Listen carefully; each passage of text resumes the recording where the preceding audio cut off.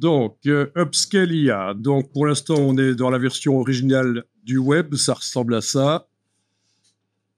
C'est pixelisé. Donc, ça se passe dans le menu filtre.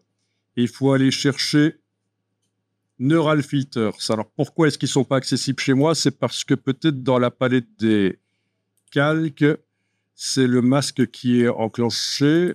Donc, voyons ce qui se passe si j'enclenche la partie gauche. Filtre, Neural Filters. Voilà, les filtres neuronaux. Très intéressant avec plein de choses. Et ce qui est intéressant ici, c'est le super zoom. Alors, peut-être que vous, il vous propose de l'installer. Non. S'il est déjà installé, vous l'enclenchez. Ok. Ensuite, ici, vous avez le zoom sur image. Si on passe en 2 fois, ben, ça fait 4 fois plus de pixels. Quand le bouton OK devient bleu, accessible, ça veut dire que le calcul a été fait sur l'image là et vous voyez ce que ça donne en fait. Vous voyez déjà ce que ça donne. Donc là, on peut peut-être se permettre de monter encore plus. 3 fois. Donc le bouton OK n'est pas bleu actuellement, mais maintenant il est devenu bleu, et voilà. Et donc ça recrée du détail par IA. Alors, améliorer les détails de l'image est coché. Supprimer les artefacts JPEG, c'est quand on a des... Vous voyez les artefacts JPEG, ce que ça veut dire? Les détails. Les carrés de compression JPEG, ça vous dit quelque chose? Voilà, c'est des artefacts. Artefacts, ça veut dire c'est des choses non voulues qui viennent avec la technique qu'on utilise. C'est des choses caractéristiques de la technique, mais pas qu'on veut pas nécessairement, mais il n'y a pas le choix, ça vient avec la technique. Donc le JPEG, c'est la compression avec des petits carrés. Et si vous voyez des petits carrés, il faut JPEG de compression JPEG, il faut cocher ça et ça va tenter de les enlever. Là, je n'en voyais pas, mais j'ai quand même coché. Voilà. Ça fait un truc un peu lisse, du coup, pas très naturel. Je vais décocher, supprimer les artefacts JPEG. On a la netteté qui peut être augmentée éventuellement. Alors, le problème, c'est que ça prend quand même du temps, quoi. Ça se passe sur le cloud, ça se passe chez Adobe, en fait. Hein. OK, pas trop de netteté. OK, bon, quand c'est bon, vous cliquez sur OK et vous avez votre version, une nouvelle image, en fait, qui s'ouvre. Voilà, sans titre 1.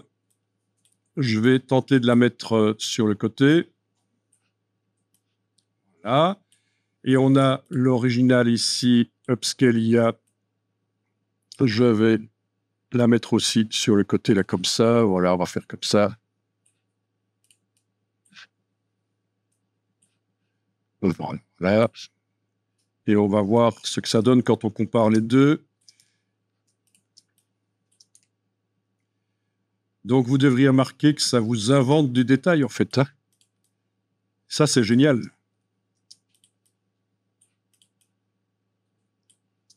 Voyez? Ok. Beaucoup plus que l'autre méthode. Donc, je vais peut-être essayer de mettre les 3 versions l'une à côté de l'autre, finalement. Upscale Tradi et ici, voilà, Upscale Tradi.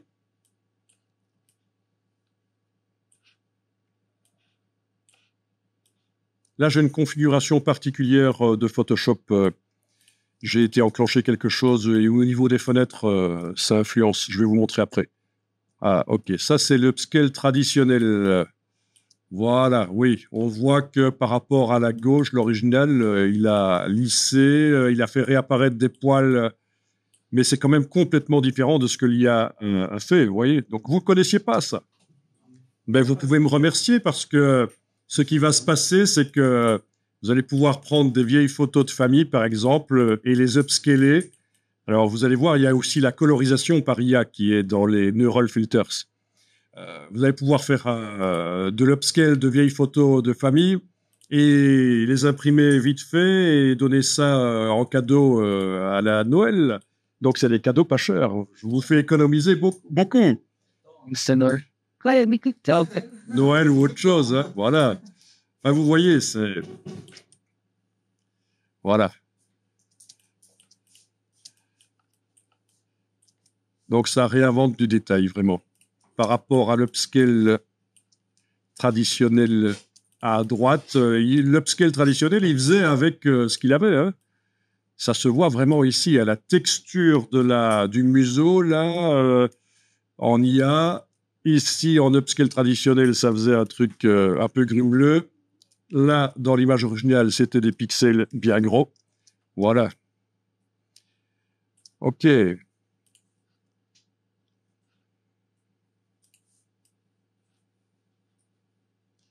OK, je suis un peu ennuyé avec ça maintenant. Okay, on va faire comme ça, ça, ça, là, là. Tiens, pour la petite main, dans les options ici, vous avez l'option défilement des fenêtres. Quand vous cochez ça, ça fait le panoramique sur les 3 fenêtres en même temps. Mais vu qu'elles n'ont pas le même nombre de pixels, ça foire ici. Elles n'ont pas, aucune n'a le même nombre de pixels, donc ça foire. OK, donc ce n'est pas utilisable ici. Ce n'est utilisable que quand on veut comparer des photos qui ont le même nombre de pixels. OK, donc je vais enregistrer ça. Il y a... Donc, mortalité de l'histoire. Si vous allez chercher des images sur le web et qu'il n'y a pas beaucoup de pixels, vous allez pouvoir tenter de les multiplier par IA.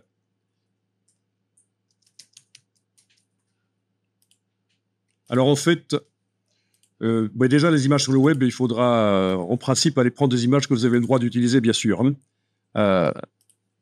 Si vous allez chercher des images qui sont sous copyright, il y a un problème. Je vais quand même vous montrer ceci. Upscale.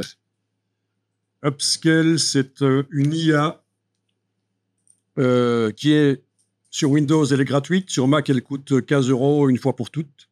Et elle est meilleure que ce que vous venez de voir, meilleure que le super zoom de Photoshop pour multiplier les pixels dans les images. Et pourquoi sur Mac et Netflix? Sans doute qu'ils ont dû développer la version Mac et que pour la mettre sur l'Apple Store, ça leur coûte, alors ils font payer. Mais voilà, sur Windows, c'est gratuit. Upscale. Et ça vous fait des choses dingues. Vous voyez? Au départ de ce qui est à gauche, ça vous fait le truc de droite, voilà. C'est mieux que Super Zoom, mais Super Zoom est déjà pas mal, hein, mais ici, c'est la folie, quoi.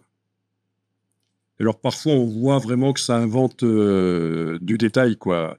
C'est surtout pour les portraits, quoi. Il est possible que les yeux des personnes, s'ils étaient vraiment flous sur l'image d'origine, il invente des yeux qui ne sont pas les vrais yeux de la personne. Donc ça, faut faire gaffe. Hein.